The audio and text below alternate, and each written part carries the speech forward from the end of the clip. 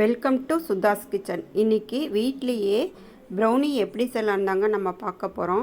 நம்ம கடையிலலாம் போய் வாங்கி சாப்பிட வேணுங்கிறது இல்லை, வீட்டில் நினச்சா செஞ்சு சாப்பிட்லாம். அது எப்படி செய்யலான்னு நம்ம பார்க்க போகிறோம். அதுக்கு முன்னாடி இந்த வீடியோ பார்க்குறவங்க சப்ஸ்கிரைப் பண்ணாமல் தான் சப்ஸ்கிரைப் பண்ணிக்கிங்க. வாங்க வீடியோக்குள்ளே போகலாம்.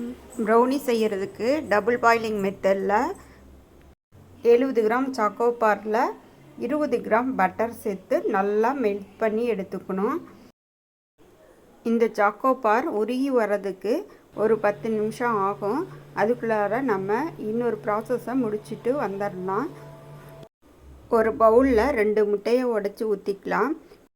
கூடவே 70 கிராம் அளவுக்கு சர்க்கரையை சேர்த்து நல்லா கலந்து விட்டுக்கலாம். முட்டையும் சர்க்கரையும் நல்லா கலந்து வரணும். இப்போ நம்ம ஊற்றின முட்டையும் சர்க்கரையும் நல்லா கலந்து இது மாதிரி ஹோல்ஸாக வந்திருக்கணும். அதுதான் நம்மளுக்கு கரெக்டான பதம். ஒரு பவுலில் 25 கிராம் அளவுக்கு மைதா, 7 கிராம் அளவுக்கு கொக்கோ பவுடர், 1/4 டீஸ்பூன் அளவுக்கு பேக்கிங் பவுடர் சேர்த்து நல்லா கலந்து வச்சுக்கலாம். கலந்து வச்சுருக்கிற முட்டை கலவையோட நாம் மெல்ட் பண்ணி வச்சுருக்கிற சாக்கோபாரை இதில் சேர்த்துடலாம். கொஞ்சம் கொஞ்சமாக கட்டி இல்லாமல் நல்லா கலந்து விட்டுக்கணும். இப்போ இந்த சாக்கோபாரும் முட்டையும் நல்லா ஒரு சேர கலந்து வரணும்.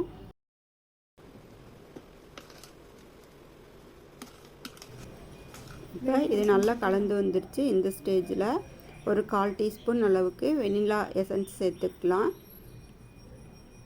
இப்போ அதையும் நல்லா கலந்து விட்டுக்கலாம். அவ்வளோதான்.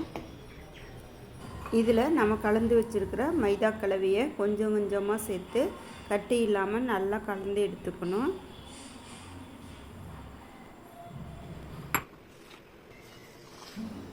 இப்போ நம்ம போட்ட எல்லாமே நல்லா கலந்து வர்ற வரைக்கும் ஒரு சேர நல்லா கலந்து விட்டுட்டு இந்த ஸ்டேஜில் எடுக்கணும். இதுதான் கரெக்டான பதம்.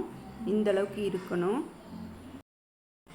இப்போ ஒரு கேக் டின் எடுத்துக்கலாம். உங்கள்கிட்ட கேக் டின் இல்லைன்னா ஒரு சில்வர் பாத்திரமோ அல்லது கப்போ எடுத்துக்குங்க. இதில் பட்டரை நல்லா தடவி விட்டுட்டு நாம் கலந்து வச்சுருக்கிற கலவையை இதில் சேர்த்துடலாம்.